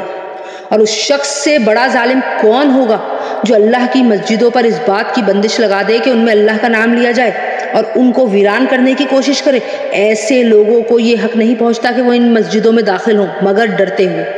ایسے لوگوں کے لیے دنیا میں رسوائی ہی رسوائی ہے، انہیں آخرت میں زبردست عذاب ہوگا۔ اور مشرق و مغرب سب اللہ ہی کے ہیں، لہذا جس طرف بھی تم رخ کرو گے وہیں اللہ کا رخ ہے۔ بے شک اللہ بہت وسعت والا، بہت بڑا علم رکھنے والا ہے۔ یہ لوگ کہتے ہیں کہ اللہ نے کوئی بیٹا بنایا ہوا ہے، حالانکہ اس بات کی کوئی دلیل نہیں۔ اس کی ذات اس قسم کی چیزوں سے پاک ہے، بلکہ آسمانوں اور زمین میں جو کچھ ہے سب کچھ اسی کا ہے، سب کے سب اس کے فرما بردار ہیں۔ وہ آسمانوں اور زمین کا موجد ہے، اور جب وہ کسی بات کا فیصلہ کرتا ہے تو اس کے بارے میں بس اتنا کہہ دیتا ہے کہ ہو جا، چنانچہ وہ ہو جاتی ہے۔ اور جو لوگ علم نہیں رکھتے وہ کہتے ہیں کہ اللہ ہم سے براہ راست کیوں بات نہیں کرتا، یا ہمارے پاس کوئی نشانی ہی کیوں نہیں آ جاتی۔ جو لوگ ان سے پہلے گزرے ہیں وہ بھی اسی طرح کی باتیں کہتے تھے جیسے یہ کہتے ہیں، ان سب کے دل ایک جیسے ہیں۔ حقیقت یہ ہے کہ جو لوگ یقین کرنا چاہیں ان کے لیے ہم نشانیاں پہلے ہی واضح کر چکے۔ اے پیغمبر صلی اللہ علیہ وآلہ وسلم، بے شک ہم نے تمہیں حق دے کر اس طرح بھیجا ہے کہ تم جنت کی خوشخبری دو اور جہنم سے ڈراؤ، اور جو لوگ اپنی مرضی سے جہنم کا راستہ اختیار کر چکے ہیں ان کے بارے میں آپ سے کوئی باز پرس نہیں ہوگی۔ اور یہود و نصارہ تم سے اس وقت تک ہرگز راضی نہیں ہوں گے جب تک تم ان کے مذہب کی پیروی نہیں کرو گے۔ کہہ دو کہ حقیقی ہدایت تو اللہ ہی کی ہدایت ہے، اور تمہارے پاس وحی کے ذریعے جو علم آ گیا ہے، اگر کہیں تم نے بھی اس کے بعد بھی ان لوگوں کی خواہشات کی پیروی کر لی تو تمہیں اللہ سے بچانے کے لیے نہ کوئی حمایتی ملے گا نہ کوئی مددگار۔ جن لوگوں کو ہم نے کتاب دی جبکہ وہ اس کی تلاوت اس طرح کرتے ہوں جیسے اس تلاوت کا حق ہے، تو وہ لوگ ہی در حقیقت اس پر ایمان رکھتے ہیں، اور جو اس کا انکار کرتے ہوں تو ایسے لوگ ہی نقصان اٹھانے والے ہیں۔ اے بنی اسرائیل، میری وہ نعمت یاد کرو جو میں نے تم کو عطا کی تھی، اور یہ بات یاد کرو کہ میں نے تم کو سارے جہانوں پر فضیلت دی تھی، اور اس دن سے ڈرو جس دن کوئی شخص بھی کسی کے کچھ کام نہیں آئے گا، نہ کسی سے کسی قسم کا فدیہ قبول کیا جائے گا، نہ اس کو کوئی سفارش فائدہ دے گی اور نہ ان کو کوئی مدد پہنچے گی۔ اور وہ وقت یاد کرو جب ابراہیم کو ان کے پروردگار نے کئی باتوں سے آزمایا اور انہوں نے وہ ساری باتیں پوری کی۔ اللہ نے ان سے کہا، میں تمہیں تمام انسانوں کا پیشوا بنانے والا ہوں۔ ابراہیم نے پوچھا، اور میری اولاد میں سے؟ اللہ نے فرمایا، یہ میرا عہد ظالموں کو شامل نہیں ہے۔ اور وہ وقت یاد کرو جب ہم نے بیت اللہ کو لوگوں کے لیے ایسی جگہ بنایا جس کی طرف وہ لوٹ لوٹ کر جائیں اور جو سراپا امن ہو، اور تم مقام ابراہیم کو نماز پڑھنے کی جگہ بنا لو۔ اور ہم نے ابراہیم اور اسماعیل کو یہ تاکید کی کہ تم دونوں میرے گھر کو ان لوگوں کے لیے پاک کرو جو یہاں طواف کریں اور اعتکاف میں بیٹھیں اور رکوع اور سجدہ بجا لائیں۔ اور وہ وقت بھی یاد کرو جب ابراہیم نے کہا تھا کہ اے میرے پروردگار، اس کو ایک پرامن شہر بنا دیجیے، اور اس کے باشندوں میں سے جو اللہ اور یوم آخرت پر ایمان لائیں انہیں قسم قسم کی پھلوں سے رزق عطا فرمائیے۔ اللہ نے کہا، اور جو کفر اختیار کرے گا اس کو بھی میں کچھ عرصے کے لیے لطف اٹھانے کا موقع دے دوں گا، مگر پھر اسے دوزخ کے عذاب کی طرف کھینچ کر لے جاؤں گا، اور وہ ایک بدترین ٹھکانہ ہے۔ اور اس وقت کا تصور کرو جب ابراہیم بیت اللہ کی بنیاد اٹھا رہے تھے اور اسماعیل بھی ان کے ساتھ شریک تھے، اور دونوں یہ کہتے جاتے تھے کہ اے ہمارے پروردگار، ہم سے یہ خدمت قبول فرما لے، بے شک تو اور صرف تو ہی ہر ایک کی سننے والا، ہر ایک کو جاننے والا ہے۔ اے ہمارے پروردگار، ہم دونوں کو اپنا مکمل فرما بردار بنا لے، اور ہماری نسل سے بھی ایسی امت پیدا کر جو تیری پوری طرح تابع دار ہو، اور ہم کو ہماری عبادتوں کے طریقے سکھا دے اور ہماری توبہ قبول فرما لے۔ بے شک تو اور صرف تو ہی معاف کر دینے کا خوگر اور بڑی رحمت کا مالک ہے۔ اور ہمارے پروردگار، ان میں سے ایک ایسا رسول بھی بھیجنا جو انہی میں سے ہو، جو ان کے سامنے تیری آیتوں کی تلاوت کرے، انہیں کتاب اور حکمت کی تعلیم دے اور ان کو پاکیزہ بنائے۔ بے شک تیری اور صرف تیری ذات وہ ذات ہے جس کا اقتدار بھی کامل ہے، جس کی حکمت بھی کامل۔ اور کون ہے جو ابراہیم کے طریقے سے انحراف کرے سوائے اس شخص کے جو خود اپنے آپ کو حماقت میں مبتلا کر چکا ہو۔ حقیقت تو یہ ہے کہ ہم نے دنیا میں انہیں اپنے لیے چن لیا تھا، اور آخرت میں ان کا شمار صالحین میں ہوگا۔ جب ان کے پروردگار نے ان سے کہا کہ سر تسلیم خم کر دو تو فوراً بولے، میں نے رب العالمین کے ہر حکم کے آگے سر جھکا دیا۔ اور اسی بات کی ابراہیم نے اپنے بیٹوں کو بھی وصیت کی، اور یعقوب نے بھی اپنے بیٹوں کو کی کہ اے میرے بیٹو، اللہ نے یہ دین تمہارے لیے منتخب فرما لیا ہے، لہٰذا تمہیں موت بھی آئے تو اس حالت میں آئے کہ تم مسلم ہو۔ کیا اس وقت تم خود موجود تھے جب یعقوب کی موت کا وقت آیا تھا، جب انہوں نے اپنے بیٹوں سے کہا تھا کہ تم میرے بعد کس کی عبادت کرو گے؟ ان سب نے کہا تھا کہ ہم اسی ایک خدا کی عبادت کریں گے جو آپ کا معبود ہے اور آپ کے باپ داداؤں ابراہیم، اسماعیل اور اسحاق کا معبود ہے، اور ہم صرف اسی کے فرما بردار ہیں۔ وہ ایک امت تھی جو گزر گئی، جو کچھ انہوں نے کمایا وہ ان کا ہے، اور جو کچھ تم نے کمایا وہ تمہارا ہے، اور تم سے یہ نہیں پوچھا جائے گا کہ وہ کیا عمل کرتے تھے۔ اور یہ یہودی اور عیسائی مسلمانوں سے کہتے ہیں کہ تم یہودی یا عیسائی ہو جاؤ، راہ راست پر آ جاؤ گے۔ کہہ دو کہ نہیں، بلکہ ہم تو ابراہیم کے دین کی پیروی کریں گے جو ٹھیک سیدھی راستے پر تھی، اور وہ ان لوگوں میں سے نہ تھے جو اللہ کے ساتھ کسی کو شریک ٹھہراتے ہیں۔ مسلمانوں کہہ دو کہ ہم اللہ پر ایمان لائے ہیں، اور اس کلام پر بھی جو ہم پر اتارا گیا، اور اس پر بھی جو ابراہیم، اسماعیل، اسحاق، یعقوب اور ان کی اولاد پر اتارا گیا، اور اس پر بھی جو موسیٰ اور عیسیٰ کو دیا گیا، اور اس پر بھی جو دوسرے پیغمبروں کو ان کے پروردگار کی طرف سے عطا ہوا۔ ہم ان پیغمبروں کے درمیان کوئی تفریق نہیں کرتے، اور ہم اسی ایک خدا کے تابع فرمانبردار ہیں۔ اس کے بعد اگر یہ لوگ بھی اسی طرح ایمان لے آئیں جیسے تم ایمان لائے ہو تو یہ راہ راست پر آ جائیں گے، اور اگر یہ منہ موڑ لیں تو در حقیقت وہ دشمنی میں پڑ گئے ہیں۔ اب اللہ تمہاری حمایت میں عنقریب ان سے نمٹ لے گا، اور وہ ہر بات کا سننے والا اور ہر بات کا جاننے والا ہے۔ اے مسلمانوں کہہ دو کہ ہم پر تو اللہ نے اپنا رنگ چڑھا دیا ہے، اور وہ کون ہے جو اللہ سے بہتر رنگ چڑھائے، اور ہم صرف اسی کی عبادت کرتے ہیں۔ کہہ دو کہ کیا تم ہم سے اللہ کے بارے میں حجت کرتے ہو، حالانکہ وہ ہمارا بھی پروردگار ہے اور تمہارا بھی پروردگار۔ یہ اور بات ہے کہ ہمارے اعمال ہمارے لیے ہیں اور تمہارے اعمال تمہارے لیے، اور ہم نے تو اپنی بندگی اسی کے لیے خاص کر لی ہے۔ بھلا کیا تم یہ کہتے ہو کہ ابراہیم، اسماعیل، اسحاق، یعقوب اور ان کی اولادیں یہودی یا نصرانی تھیں؟ اے پیغمبر ان سے کہو کیا تم زیادہ جانتے ہو یا اللہ زیادہ جانتا ہے؟ اور اس شخص سے بڑا ظالم کون ہوگا جو ایسی شہادت کو چھپائے جو اس کے پاس اللہ کی طرف سے پہنچی ہو، اور جو کچھ تم کرتے ہو اللہ اس سے بے خبر نہیں ہے۔ بہرحال وہ ایک امت تھی جو گزر گئی، جو کچھ انہوں نے کمایا وہ ان کا ہے، جو کچھ تم نے کمایا وہ تمہارا ہے، اور تم سے یہ نہیں پوچھا جائے گا کہ وہ کیا عمل کرتے تھے۔ اب یہ بیوقوف لوگ کہیں گے کہ آخر وہ کیا چیز ہے جس نے ان مسلمانوں کو اس قبیلے سے رخ پھیرنے پر آمادہ کر دیا جس کی طرف وہ منہ کرتے چلے آ رہے تھے۔ چنانچہ آپ کہہ دیجئے کہ مشرق اور مغرب سب اللہ ہی کے ہیں، وہ جس کو چاہتا ہے سیدھی راہ کی ہدایت کر دیتا ہے۔ اور مسلمانوں اسی طرح تو ہم نے تم کو ایک معتدل امت بنا دیا تاکہ تم دوسرے لوگوں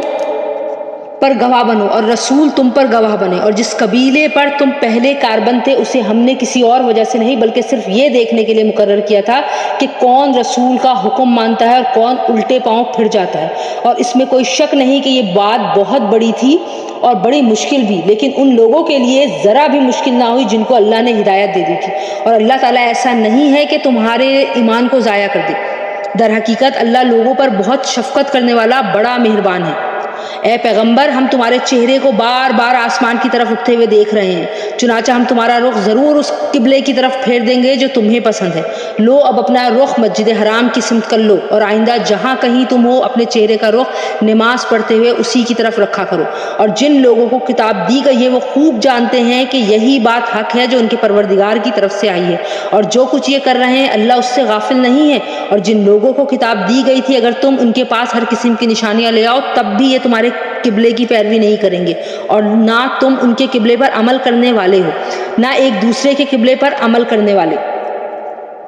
اور جو علم تمہارے پاس آ چکا اس کے بعد اگر کہیں تم نے ان کی خواہشات کی پیروی کر لی تو اس صورت میں یقیناً تمہارا شمار ظالموں میں ہوگا۔ جن لوگوں کو ہم نے کتاب دی ہے وہ اس کو اتنی اچھی طرح پہچانتے ہیں جیسے اپنے بیٹوں کو پہچانتے ہیں،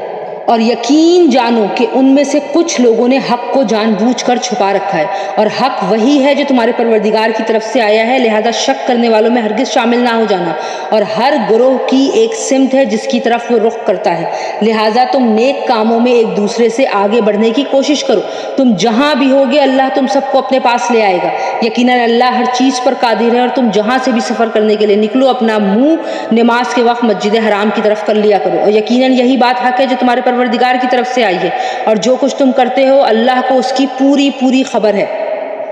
اور جہاں سے بھی تم نکلو تم اپنا منہ مسجد حرام کی طرف کرو، اور تم جہاں کہیں ہو اپنے چہرے کو اسی کی طرف رکھو تاکہ لوگوں کو تمہارے خلاف حجت بازی کا موقع ہی نہ ملے۔ البتہ ان لوگوں میں جو لوگ ظلم کے خوگر ہیں وہ کبھی خاموش نہ ہوں گے، سو ان کا کچھ خوف نہ رکھو، ہاں میرا خوف رکھو، اور تاکہ میں تم پر اپنا انعام مکمل کر دوں اور تاکہ تم ہدایت حاصل کر لو۔ یہ انعام ایسا ہی ہے جیسے ہم نے تمہارے درمیان تمہیں میں سے ایک رسول بھیجا جو تمہارے سامنے ہماری ہی آیتوں کی تلاوت کرتا ہے اور تمہیں پاکیزہ بناتا ہے اور تمہیں کتاب اور حکمت کی تعلیم دیتا ہے اور تمہیں وہ باتیں سکھاتا ہے جو تم نہیں جانتے تھے، لہٰذا مجھے یاد کرو میں تمہیں یاد رکھوں گا، اور میرا شکر ادا کرو اور میری ناشکری ہرگز نہ کرو۔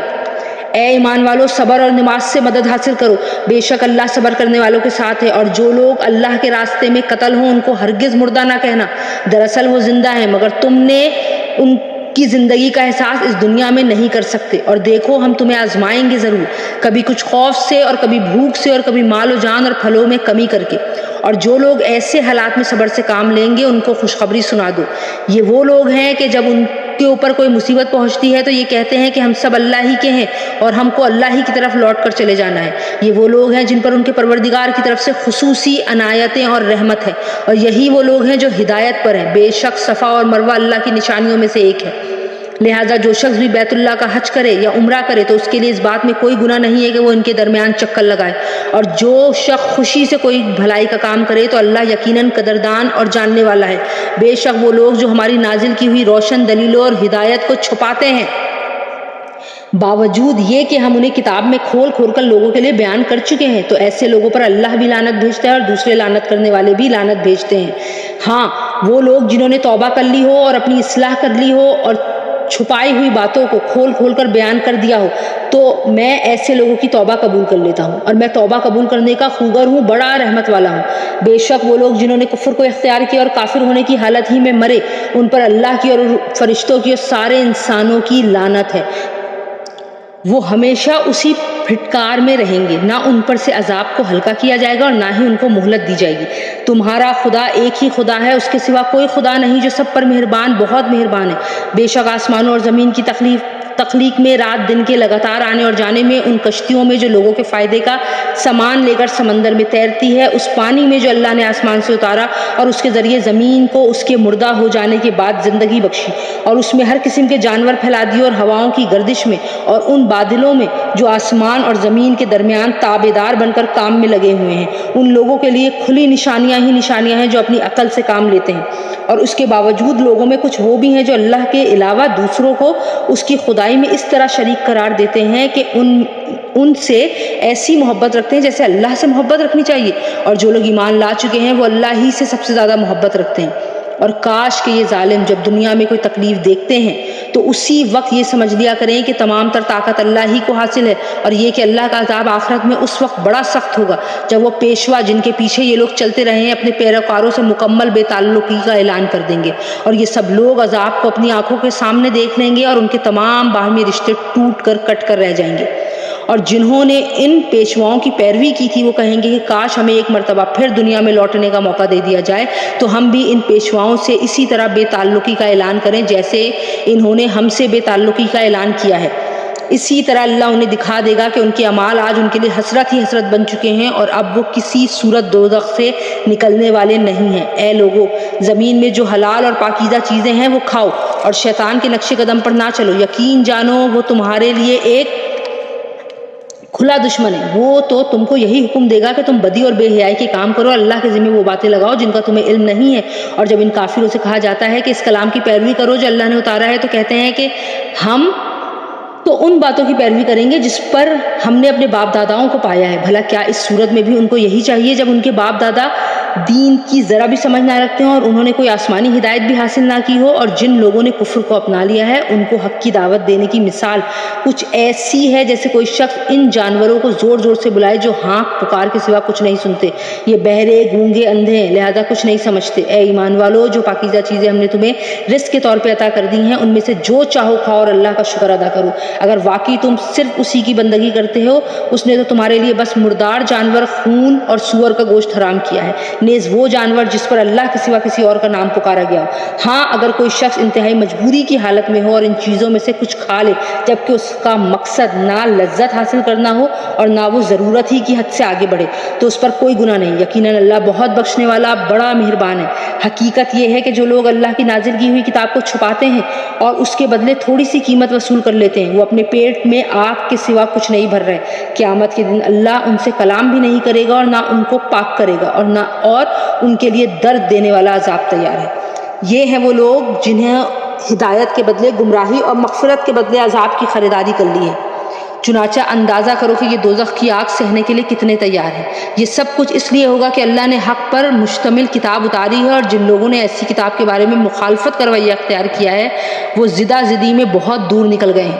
نیکی بس یہی تو نہیں ہے کہ اپنے چہرے مشرق یا مغرب کی طرف کر لو, بلکہ نیکی یہ ہے کہ لوگ اللہ پر, آخرت کے دن پر, فرشتوں پر اور اللہ کی کتابوں پر, اس کے نبیوں پر ایمان لائیں اور اللہ کی محبت میں اپنا مال رشتہ داروں، یتیموں، مسکینوں، مسافروں اور سائلوں کو دیں، اور غلاموں کو آزاد کرانے میں خرچ کریں، اور نماز قائم کریں اور زکوٰۃ ادا کریں، اور جب کوئی عہد کر لیں تو اپنے عہد کو پورا کرنے کے لیے عادی ہوں، اور تنگی اور تکلیف میں نیز جنگ کے وقت صبر اور استقلال کے خوگر ہوں۔ ایسے لوگ وہ ہیں جو سچے کہلانے کے مستحق ہیں، اور یہی لوگ ہیں جو متقی ہیں۔ اے ایمان والو، جو لوگ جان بوجھ کر ناحق قتل کر دیے جائیں ان کے بارے میں تم پر قصاص کا حکم فرض کر دیا گیا ہے۔ آزاد کے بدلے آزاد، غلام کے بدلے غلام، عورت کے بدلے عورت ہی کو قتل کیا جائے، اور پھر اگر قاتل کو اس کے بھائی یعنی مقتول کے وارث کی طرف سے کچھ معافی دے دی جائے، یا تو معروف طریقے کے مطابق خون بہا کا مطالبہ کرنا وارث کا حق ہے، اور اسے خوش اسلوبی سے ادا کرنا قاتل کا فرض ہے۔ یہ تمہارے پروردگار کی طرف سے آسانی پیدا کی گئی ہے اور ایک رحمت ہے، اس کے بعد بھی کوئی زیادتی کرے تو وہ دردناک عذاب کا مستحق ہے۔ اور اے عقل رکھنے والو، تمہارے لیے قصاص میں زندگی کا سامان ہے، امید ہے کہ تم اس کی خلاف ورزی سے بچو گے۔ تم پر فرض کیا گیا ہے کہ اگر تم میں سے کوئی اپنے پیچھے مال چھوڑ کر جانے والا ہو تو جب اس کی موت کا وقت قریب آ جائے وہ اپنے والدین اور قریبی رشتہ داروں کے حق میں دستور کے مطابق وصیت کرے۔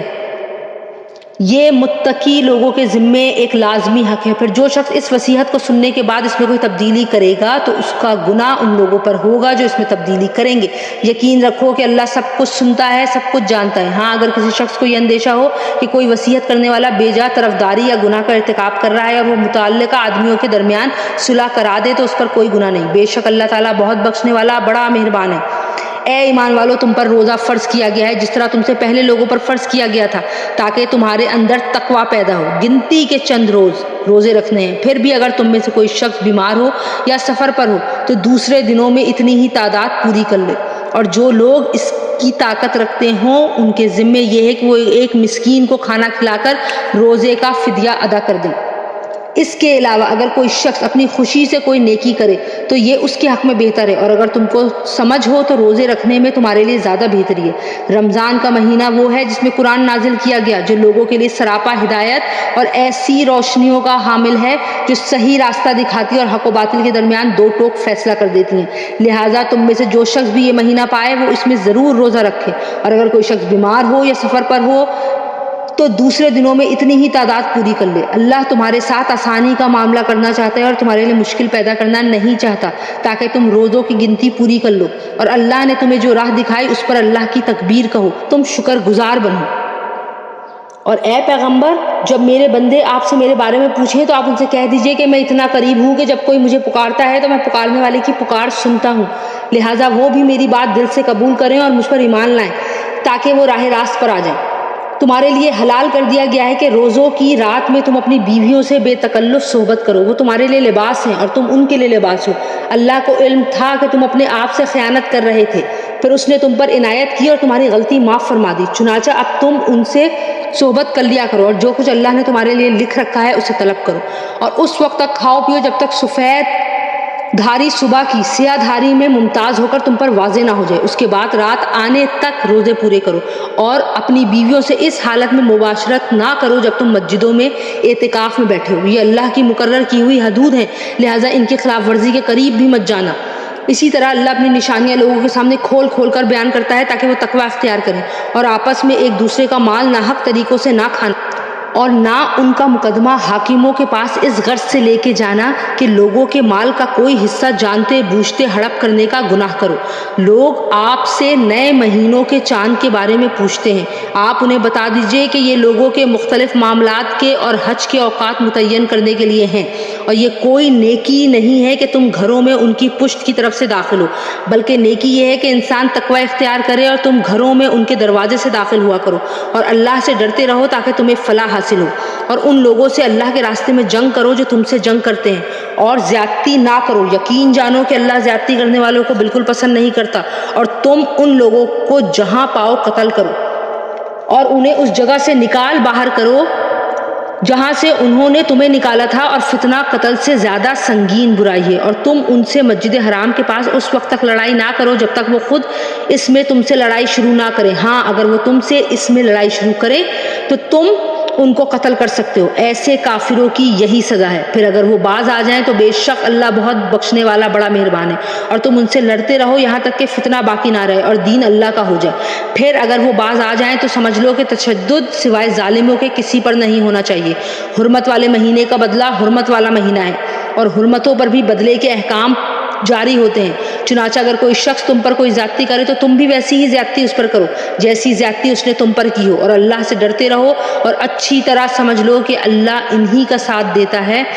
جو اس کا خوف دل میں رکھتے ہیں۔ اور اللہ کے راستے میں مال خرچ کرو اور اپنے آپ کو خود اپنے ہاتھوں سے ہلاکت میں نہ ڈالو، اور نیکی اختیار کرو، بے شک اللہ نیکی کرنے والوں سے محبت کرتا ہے۔ اور حج اور عمرہ اللہ کے لیے پورا پورا ادا کرو۔ ہاں اگر تمہیں روک دیا جائے تو جو قربانی میسر ہو اللہ کے حضور پیش کر دو، اور اپنے سر اس وقت تک نہ منڈواؤ جب تک قربانی اپنی جگہ نہ پہنچ جائے۔ ہاں اگر تم میں سے کوئی شخص بیمار ہو یا اس کے سر میں کوئی تکلیف ہو تو روزوں یا صدقے یا قربانی کا فدیہ دے۔ پھر جب امن حاصل کر لو تو جو شخص حج کے ساتھ عمرے کا بھی فائدہ اٹھائے وہ جو قربانی میسر ہو اللہ کے حضور پیش کر دے۔ ہاں اگر کسی کے پاس اس کی طاقت نہ ہو تو وہ حج کے دنوں میں 3 روزے رکھے اور 7 روزے اس وقت جب تم گھروں کو لوٹ جاؤ۔ اس طرح یہ کل 10 روزے ہوں گے۔ یہ حکم ان لوگوں کے لیے ہے جن کے گھر والے مسجد حرام کے پاس نہ رہتے ہیں، اور اللہ سے ڈرتے رہو اور جان رکھو کہ اللہ کا عذاب بڑا سخت ہے۔ حج کے چند متعین مہینے ہیں، چنانچہ جو شخص ان مہینوں میں احرام باندھ کر اپنے اوپر حج لازم کر لے تو حج کے دوران نہ وہ کوئی فحش بات کرے، نہ کوئی گناہ، نہ کوئی جھگڑا، اور تم جو کوئی نیک کام کرو گے اللہ اسے جان لے گا۔ اور حج کے سفر میں زاد راہ ساتھ لے جایا کرو کیونکہ بہترین زاد راہ تقویٰ کا ہے۔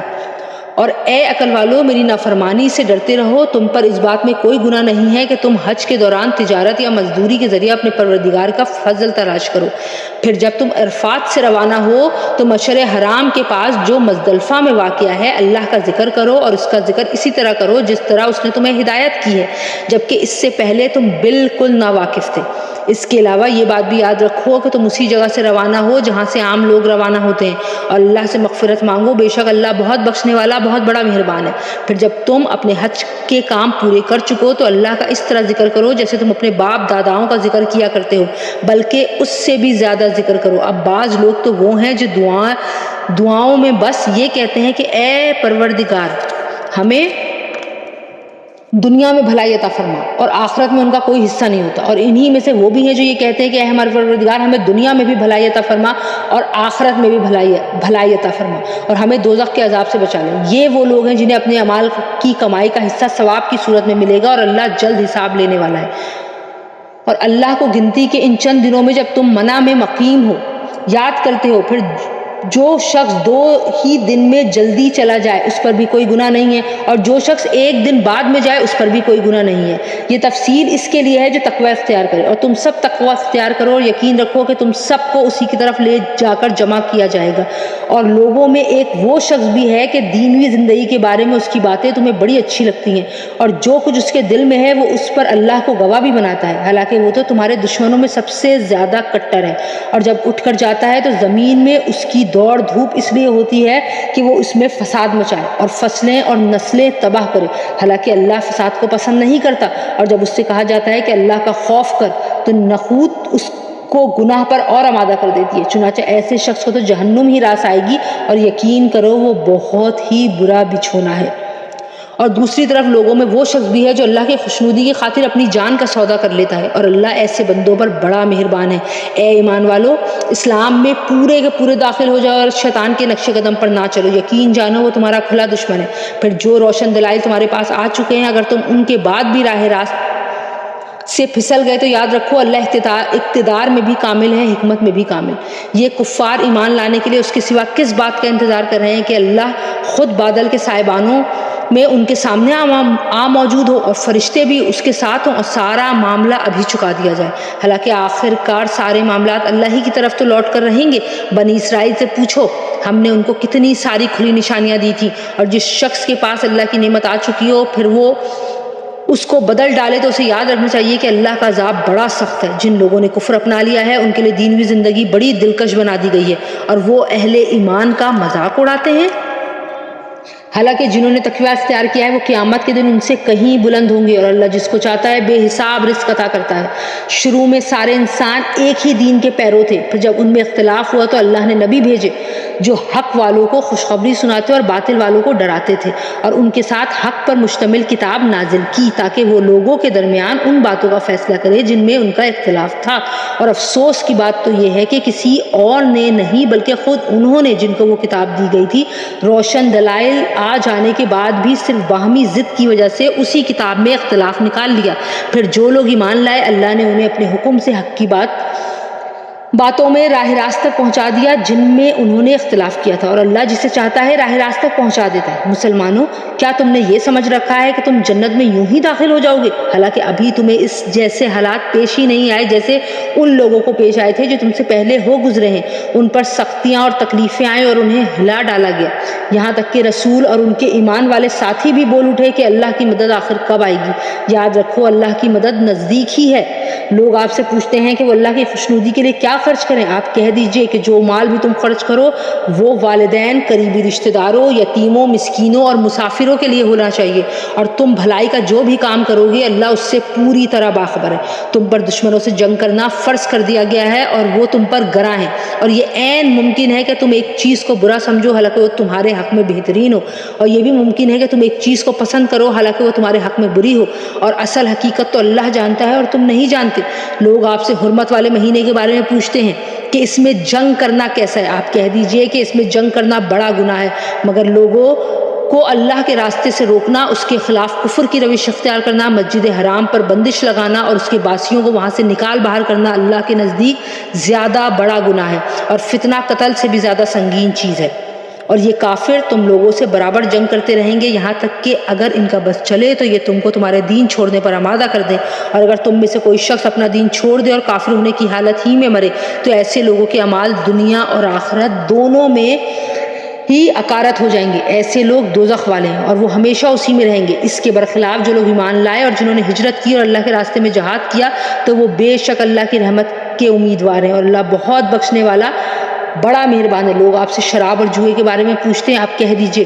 کہ ان دونوں میں بڑا گناہ بھی ہے اور لوگوں کے لیے کچھ فائدے بھی ہیں، اور ان دونوں کا گناہ ان کے فائدے سے زیادہ بڑا ہوا ہے۔ اور لوگ آپ سے پوچھتے ہیں کہ وہ اللہ کی خوشنودی کے لیے کیا خرچ کریں، آپ کہہ دیجئے کہ جو تمہاری ضرورت سے زائد ہو۔ اللہ اسی طرح اپنے احکام تمہارے لیے صاف صاف بیان کرتا ہے تاکہ تم غور و فکر سے کام لو، دنیا کے بارے میں بھی اور آخرت کے بارے میں بھی۔ اور لوگ آپ سے یتیموں کے بارے میں پوچھتے ہیں، آپ کہہ دیجئے کہ ان کی بھلائی چاہنا نیک کام ہے، اور اگر تم ان کے ساتھ مل جل کر رہو تو کچھ حرج نہیں کیونکہ وہ تمہارے بھائی ہی تو ہیں، اور اللہ خوب جانتا ہے کہ کون معاملات بگاڑنے والا ہے اور کون معاملات سنوارنے والا۔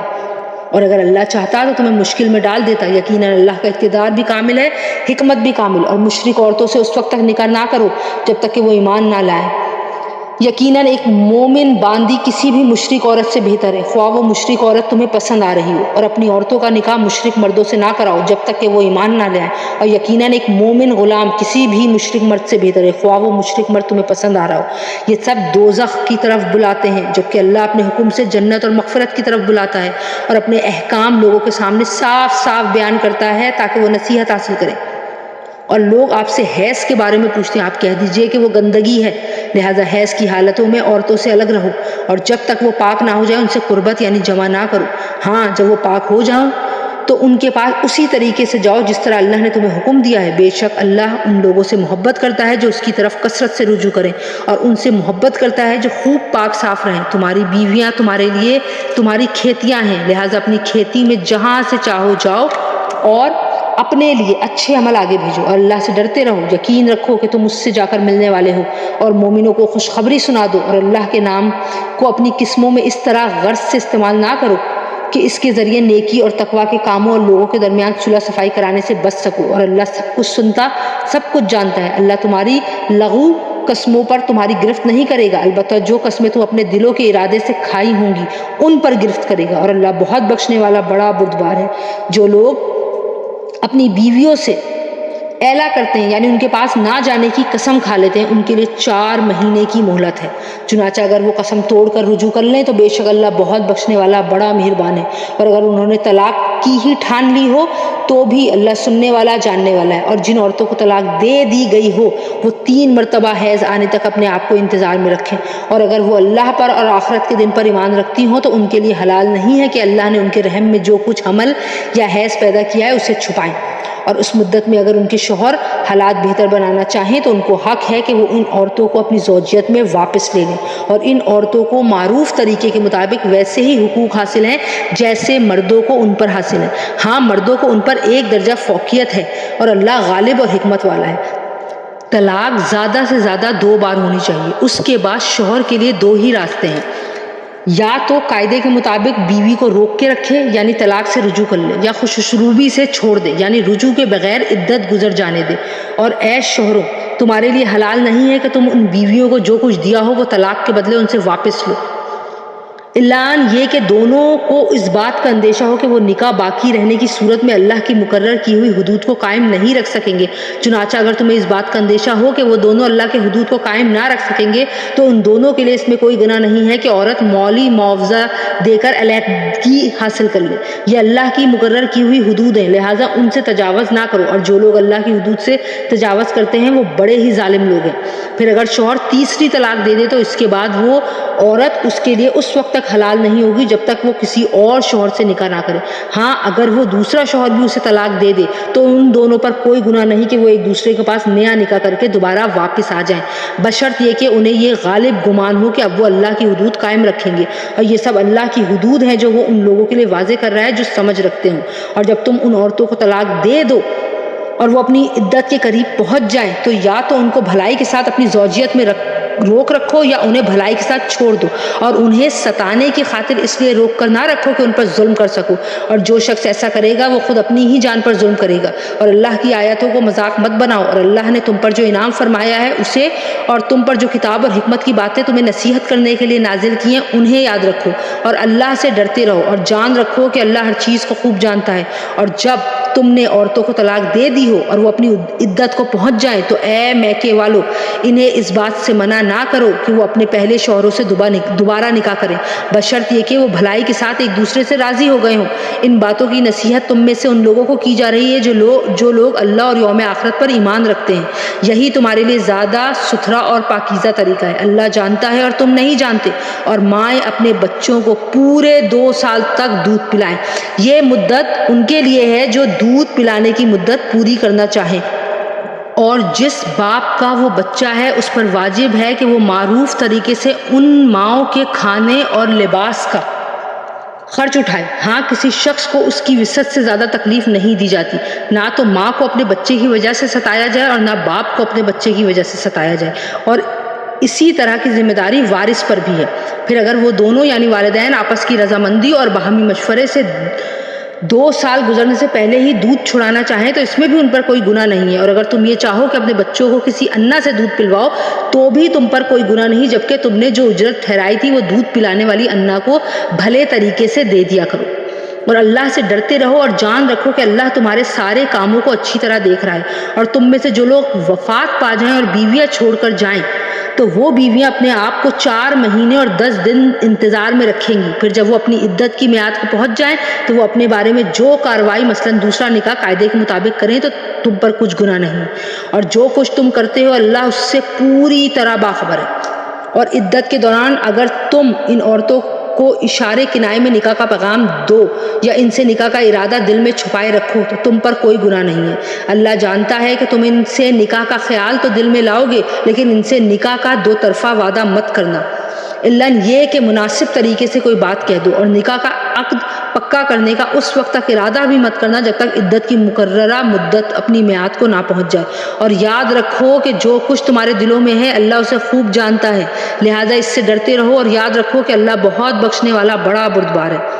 تم پر اس میں کوئی بھی گناہ نہیں کہ تم عورتوں کو ایسے وقت طلاق دو جب ابھی تم نے ان کو چھوا بھی نہ ہو اور نہ ان کے لیے کوئی مہر مقرر کیا ہو، اور ایسی صورت میں ان کو کوئی تحفہ دو۔ خوشحال شخص اپنی حیثیت کے مطابق اور غریب آدمی اپنی حیثیت کے مطابق بھلے طریقے سے یہ تحفہ دے، یہ نیک آدمیوں پر ایک لازمی حق ہے۔ اور اگر تم نے انہیں چھونے سے پہلے ہی اس حالت میں طلاق دی ہو جبکہ ان کے لیے نکاح کے وقت کوئی مہر مقرر کر لیا تھا، تو جتنا مہر تم نے مقرر کیا تھا اس کا آدھا دینا واجب ہے، الا یہ کہ وہ عورتیں رعایت کر دیں اور آدھے مہر کا بھی مطالبہ نہ کریں، یا وہ شوہر جس کے ہاتھ میں نکاح کی گرہ ہے رعایت کرے اور پورا مہر دے دے، اور اگر تم رعایت کرو تو یہ تقویٰ کے زیادہ قریب ہے۔ اور آپس میں فراغ دلی کا برتاؤ کرنا مت بھولو، جو عمل بھی تم کرتے ہو اللہ یقیناً اسے دیکھ رہا ہے۔ تمام نمازوں کا پورا خیال رکھو اور خاص طور پر بیچ کی نماز کا، اور اللہ کے سامنے باادب فرمانبردار بن کر کھڑے ہوا کرو۔ اور اگر تمہیں دشمن کا خوف لاحق ہو تو کھڑے کھڑے یا سوار ہونے کی حالت ہی میں نماز پڑھ لو۔ پھر جب تم امن کی حالت میں آ جاؤ تو اللہ کا ذکر اس طریقے سے کرو جو اس نے تمہیں سکھایا ہے، جس سے تم پہلے ناواقف تھے۔ اور تم میں سے جو لوگ وفات پا جائیں اور اپنے پیچھے بیویاں چھوڑ جائیں تو وہ اپنی بیویوں کو حق میں یہ نصیحت کر جایا کریں کہ 1 سال تک وہ ترکے سے نفقہ وصول کرنے کا فائدہ اٹھائیں گی اور ان کو شوہر کے گھر سے نکالا نہیں جائے گا۔ ہاں اگر وہ خود نکل جائیں تو اپنے حق میں قاعدے کے مطابق وہ جو کچھ بھی کریں اس میں تم پر کوئی گناہ نہیں ہوگا، اور اللہ صاحب اقتدار بھی ہے، صاحب حکمت بھی۔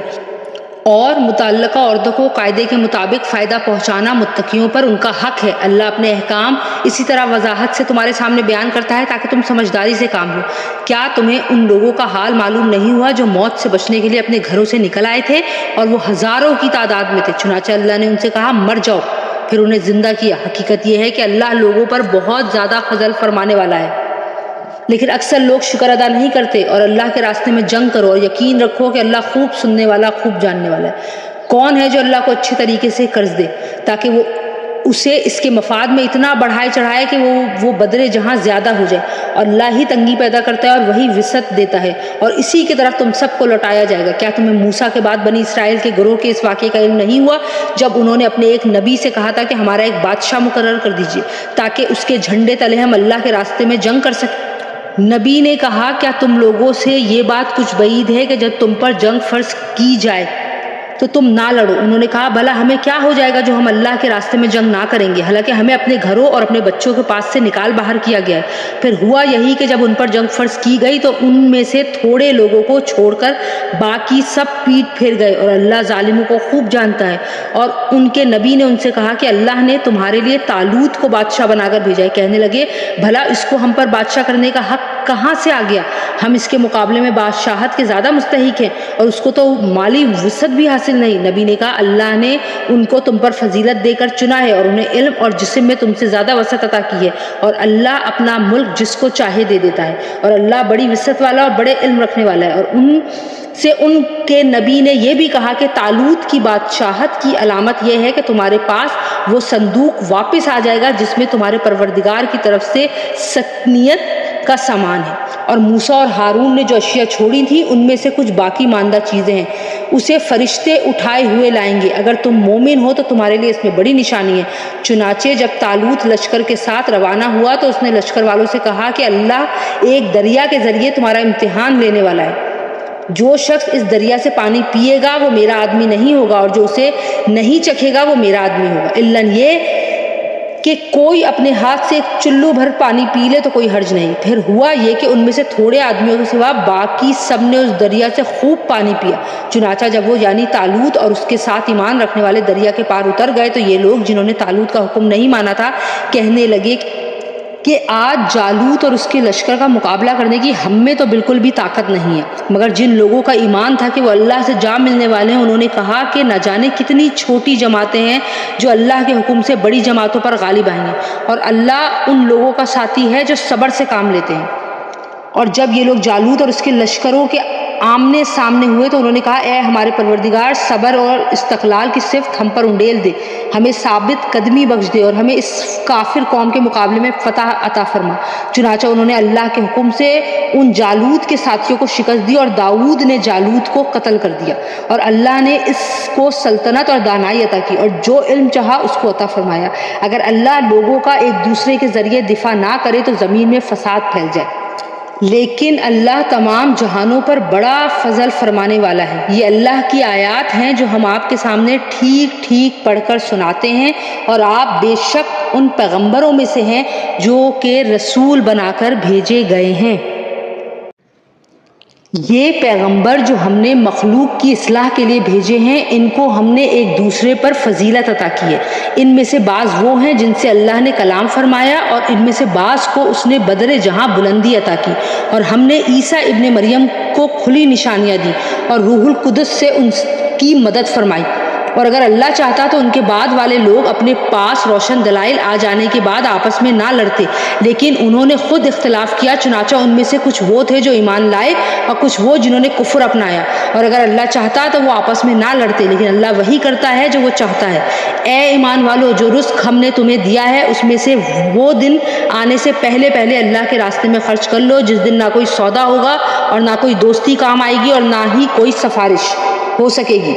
اور ظالم وہ لوگ ہیں جو کفر اختیار کیے ہوئے ہیں۔ اللہ وہ ہے جس کے سوا کوئی معبود نہیں، جو سدا زندہ ہے، جو پوری کائنات سنبھالے ہوئے، جس کو نہ کبھی اونگ آتی ہے نہ نیند۔ آسمانوں میں جو کچھ ہے وہ بھی، اور زمین میں جو کچھ ہے وہ بھی، سب اسی کا تو ہے۔ کون ہے جو اس کے حضور اس کی اجازت کے بغیر کسی کی سفارش کر سکے؟ وہ سارے بندوں کے تمام آگے پیچھے کے حالات کو خوب جانتا ہے، اور وہ لوگ اس کے علم کی کوئی بات اپنے علم کے دائرے میں نہیں لا سکتے سوائے اس بات کے جسے وہ خود چاہے۔ اس کی کرسی نے سارے آسمانوں اور زمین کو گھیرا ہوا ہے، اور ان دونوں کی نگہبانی سے اسے ذرا بھی بوجھ نہیں ہوتا، اور وہ بڑا ہی عالی مقام صاحب عظمت ہے۔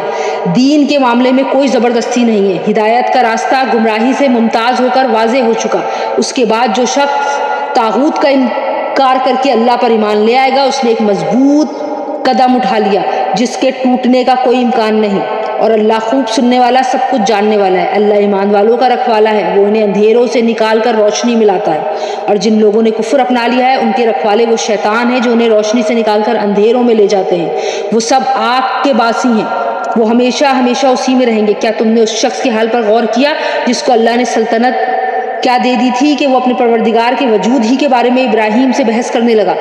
جب ابراہیم نے ان سے کہا کہ میرا پروردگار وہ ہے جو زندگی بھی دیتا ہے اور موت بھی، تو کہنے لگا کہ میں بھی زندگی دیتا ہوں اور موت دیتا ہوں۔ ابراہیم نے کہا اچھا، اللہ تو سورج کو مشرق سے نکالتا ہے، تم ذرا اسے مغرب سے تو نکال کر لاؤ۔ اس پر وہ کافر مبہوت ہو کر رہ گیا، اور اللہ تعالیٰ ایسے ظالموں کو ہدایت نہیں دیا کرتا۔ یا تم نے اس جیسے شخص کے واقعے پر غور کیا جس کا ایک بستی پر ایسے وقت گزر ہوا جب وہ چھتوں کے بل گری پڑی تھی؟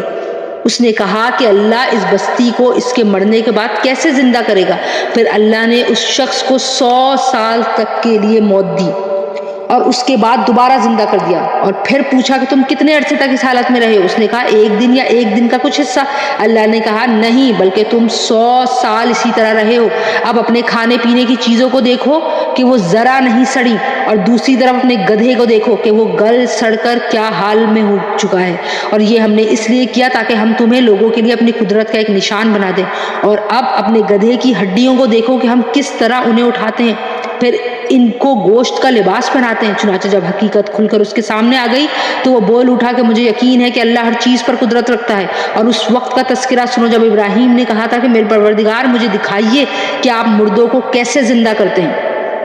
اللہ نے کہا کیا تمہیں یقین نہیں؟ کہنے لگے یقین کیوں نہ ہوتا، مگر یہ خواہش اس لیے ہے تاکہ میرے دل کو پورا اطمینان حاصل ہو جائے۔ اللہ نے کہا اچھا تو 4 پرندے لے لو اور انہیں اپنے سے مانوس کر لو، اور ان کو ذبح کر کے ان کا ایک ایک حصہ ہر پہاڑ پر رکھ دو، پھر ان کو بلاؤ، وہ چاروں تمہارے پاس دوڑے چلے آئیں گے۔ اور جان رکھو کہ اللہ پوری طرح صاحب اقتدار بھی ہے، اعلیٰ درجے کی حکمت والا بھی۔ جو لوگ اللہ کے راستے میں اپنے مال خرچ کرتے ہیں ان کی مثال ایسی ہے جیسے ایک دانہ 7 بالیں اگائے اور ہر بال میں 100 دانے ہوں، اور اللہ جس کے لیے چاہتا ہے ثواب میں کئی گنا اضافہ کر دیتا ہے۔ اللہ بہت وسعت والا اور بڑے علم والا ہے۔ جو لوگ اپنے مال اللہ کے راستے میں خرچ کرتے ہیں، پھر خرچ کرنے کے بعد نہ احسان جتاتے ہیں نہ کوئی تکلیف پہنچاتے ہیں، وہ اپنے پروردگار کے پاس اپنا ثواب پا لیں گے،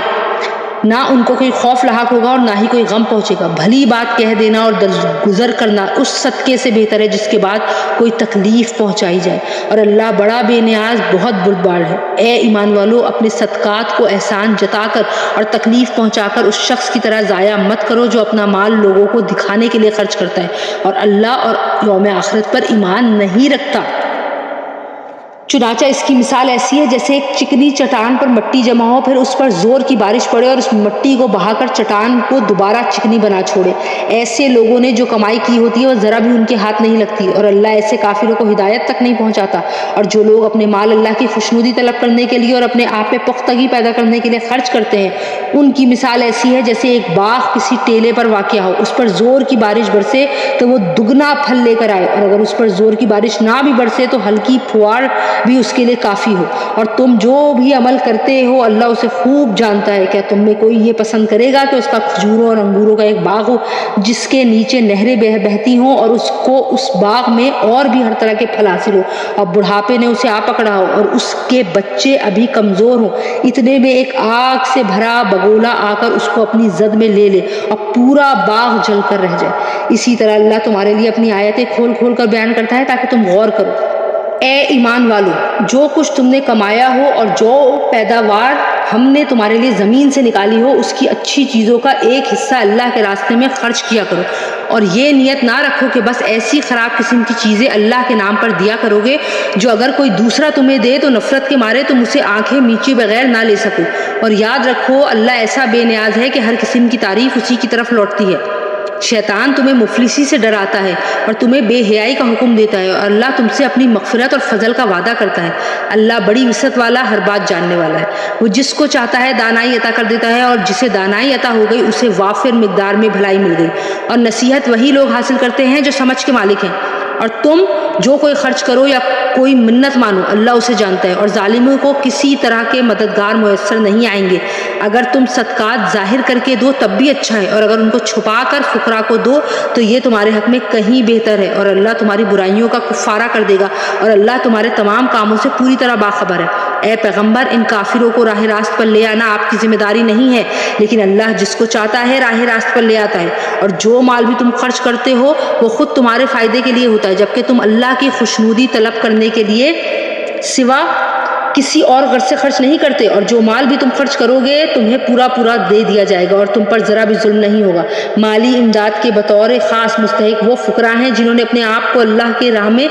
इस तरह मुकीद कर रखा है कि वो माश तलाश के लिए ज़मीन में चल फिर नहीं सकते, चूँकि वो इतने पाक दामन है कि किसी से सवाल नहीं करते, इसलिए नावाकिफ़ आदमी उन्हें मालदार समझता है। तुम इनके चेहरे की अलामतों से उनके अंदरूनी हालत को पहचान सकते हो, मगर वो लोगों से लग कर लिपट कर सवाल नहीं करते। और तुम जो माल भी खर्च करते हो अल्लाह उसे खूब जानता है। जो लोग अपने माल दिन रात खामोशी से भी और एलानिया भी खर्च करते हैं वो अपने परवरदिगार के पास अपना सवाब पा लेंगे, और ना उन्हें कोई खौफ लाहक होगा ना कोई गम पहुंचेगा। जो लोग सूद खाते हैं वो क़यामत में उठेंगे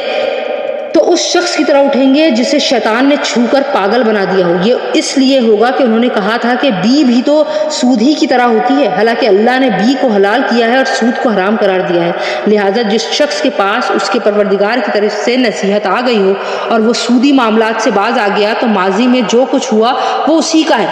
और उसका मामला अल्लाह के हवाले। और जिस शख्स ने लौट कर फिर वही काम किया तो ऐसे लोग दोज़खी हैं, वो हमेशा उसी में रहेंगे। अल्लाह सूद को मिटाता है और सदकात को बढ़ाता है, और अल्लाह हर उस शख्स को नापसंद करता है जो नाशुक्रा गुनहगार हो। हाँ, वो लोग जो ईमान लाएं और नेक अमल करें,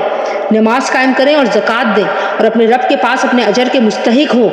ना उन्हें कोई खौफ लाहक होगा ना कोई गम पहुंचेगा। ए ईमान वालों, अल्लाह से डरो, और अगर तुम वाकई मोमिन हो तो सूद का जो हिस्सा भी किसी के ज़िम्मे बाकी रह गया हो उसे छोड़ दो। फिर भी अगर तुम ऐसा ना करोगे तो अल्लाह और उसके रसूल की तरफ से ऐलान जंग सुन लो, और अगर तुम सूद से तौबा करो तो तुम्हारा असल सरमाया तुम्हारा हक है, ना तुम किसी पर जुल्म करो ना तुम पर जुल्म किया जाएगा। और अगर कोई तंगदस्त कर्जदार हो तो उसका हाथ खुलने तक मोहलत देनी चाहिए, और सदका ही कर दो तो ये तुम्हारे हक में कहीं ज़्यादा बेहतर है, बशर्त ये कि तुमको समझो। और डरो उस दिन से जब तुम सब अल्लाह के पास लौट कर जाओगे, फिर हर शख्स को जो कुछ उसने कमाया है पूरा पूरा बदला दे दिया जाएगा, और उन पर कोई जुल्म नहीं होगा। ए ईमान वालों, जब तुम किसी मियाद के लिए उधार का कोई मामला करो तो उसे लिख लिया करो, और तुम में से जो शख्स लिखना जानता हो इंसाफ के साथ तहरीर लिखे, और जो शख्स लिखना जानता हो लिखने से इनकार ना करे। जब अल्लाह ने उसे ये इल्म दिया है तो उसे लिखना चाहिए, और तहरीर वो शख्स लिखवाए जिसके ज़िम्मे हक वाजिब हो रहा हो, और उसे चाहिए कि वो अल्लाह से डरे जो उसका परवरदिगार है और उस हक में कोई कमी ना करे। हाँ, अगर वो शख्स जिसके ज़िम्मे हक वाजिब हो रहा हो ناسمجھ یا کمزور ہو یا کسی اور وجہ سے تحریر نہ لکھوا سکتا ہو تو اس کا سرپرست انصاف کے ساتھ لکھوائے اور اپنے میں سے 2 مردوں کو گواہ بنا لو۔ ہاں اگر 2 مرد موجود نہ ہو تو 1 مرد اور 2 عورتیں ان گواہوں میں سے ہو جائیں جنہیں تم پسند کرتے ہو، تاکہ اگر ان 2 عورتوں میں سے ایک بھول جائے تو دوسری اسے یاد دلا دے، اور جب گواہوں کو گواہی دینے کے لیے بلایا جائے تو وہ انکار نہ کریں، اور جو معاملہ اپنی میعاد سے وابستہ ہو چاہے وہ چھوٹا ہو یا بڑا اسے لکھنے سے اکتاؤ نہیں۔ یہ بات اللہ کے نزدیک زیادہ انصاف اور گواہی کو درست رکھنے کا بہترین ذریعہ ہے، اور اس بات کی قریبی ضمانت ہے کہ تم آئندہ شک میں نہیں پڑو گے۔ ہاں اگر تمہارے درمیان کوئی نقد لین دین کا سودا ہو تو اس کو نہ لکھنے میں تمہارے لیے کچھ حرج نہیں ہے، اور جب خرید و فروخت کرو تو گواہ بنا لیا کرو، اور نہ لکھنے والے کو کوئی تکلیف پہنچائی جائے نہ گواہ کو، اور اگر ایسا کرو گے تو یہ تمہاری طرف سے نافرمانی ہوگی، اور اللہ کا خوف دل میں رکھو، اللہ تمہیں تعلیم دیتا ہے اور اللہ ہر چیز کا علم رکھتا ہے۔ اور اگر تم سفر پر ہو اور تمہیں کوئی لکھنے والا نہ ملے تو ادائیگی کی ضمانت کے طور پر رہن قبضے میں رکھ لو۔ ہاں اگر تم ایک دوسرے پر بھروسہ کرو تو جس پر بھروسہ کیا گیا ہے وہ اپنی امانت ٹھیک ٹھیک ادا کرے، اور اللہ سے ڈرے جو اس کا پروردگار ہے، اور گواہی کو نہ چھپاؤ، اور جو گواہی کو چھپائے وہ گنہگار دل کا حامل ہے، اور جو عمل بھی تم کرتے ہو اللہ اس سے خوب واقف ہے۔ جو کچھ آسمانوں میں ہے اور جو کچھ زمین میں سب اللہ ہی کا تو ہے، اور جو باتیں تمہارے دلوں میں ہیں خواہ تم ان کو ظاہراً چھپاؤ اللہ تعالیٰ تم سے اس کا حساب ضرور لے گا، اور پھر جس کو چاہے گا معاف کر دے گا اور جس کو چاہے گا سزا دے گا، اور اللہ ہر چیز پر قدرت رکھتا ہے۔ یہ رسول یعنی حضرت محمد مصطفیٰ صلی اللہ علیہ وآلہ وسلم اس چیز پر ایمان لائے ہیں جو ان کے رب کی طرف سے نازل کی گئی ہے، اور ان کے ساتھ تمام مسلمانوں پر بھی۔ یہ سب اللہ پر، اس کے فرشتوں پر، اس کی کتابوں پر، اس کے رسولوں پر ایمان لائے ہیں۔ وہ کہتے ہیں کہ ہم اس کے رسولوں کے درمیان کوئی تفریق نہیں کرتے کہ کسی پر ایمان لائیں اور کسی پر نہ لائیں، اور وہ یہ کہتے ہیں کہ ہم نے اللہ اور اس کے رسول کے احکام کو توجہ سے سن لیا ہے اور ہم خوشی سے ان کی تعمیل کرتے ہیں۔ اے ہمارے پروردگار، ہم آپ کی مغفرت کے طلبگار ہیں اور آپ ہی کی طرف ہمیں لوٹ کر جانا ہے۔ اللہ کسی بھی شخص کو اس کی وسعت سے زیادہ ذمہ داری نہیں سونپتا، اس کا فائدہ بھی اسی کام سے ہوگا جو وہ اپنے ارادے سے کرے، اور نقصان بھی اسی کام سے ہوگا جو اپنے ارادے سے کرے۔ مسلمانوں اللہ سے یہ دعا کیا کرو کہ اے ہمارے پروردگار، اگر ہم سے کوئی بھول چوک ہو جائے تو ہماری گرفت نہ فرمائیے، اور اے ہمارے پروردگار ہم پر اس طرح کا بوجھ نہ ڈالیے جیسا آپ نے ہم سے پہلے لوگوں پر ڈالا تھا، اور ہے ہمارے پروردگار ہم پر ایسا بوجھ نہ ڈالیے جسے اٹھانے کی ہم میں طاقت نہ ہو، اور ہماری خطاؤں سے درگزر فرمائیے، ہمیں بخش دیجیے اور ہم پر رحم فرمائیے۔ آپ ہی ہمارے حامی و ناصر ہیں، اس لیے کافر لوگوں کے مقابلے میں ہمیں نصرت عطا فرمائیے۔